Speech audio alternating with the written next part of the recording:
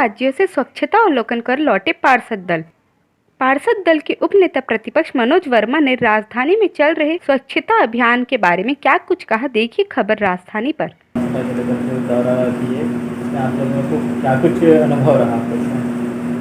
अभी नगर निगम के पार्षद दल, पक्ष और विपक्ष और कुछ अधिकारियों के साथ हम लोगों ने इंदौर, चंडीगढ़, मोहाली का दौरा किया। उसमें एक बात जो देखने को मिली कि इंदौर में जो सफलता अर्जित की है सफाई और उनके अधिकारियों के द्वारा जो हमें जानकारी प्राप्त हुई, उसके अनुसार उन्होंने एक प्रयोग के तौर पे 1-2 वार्डों से नहीं छोड़ा और कहीं ना कहीं जनता का उसमें सहयोग मिला और जनता को उन्होंने सुविधाएं दी और जनता जो चाहती थी वैसे ही नगर निगम ने उस पर कार्रवाई की। तब जा करके आज नगर निगम इंदौर नंबर 1 पे हिंदुस्तान में है और अधिकारी भी आज उसी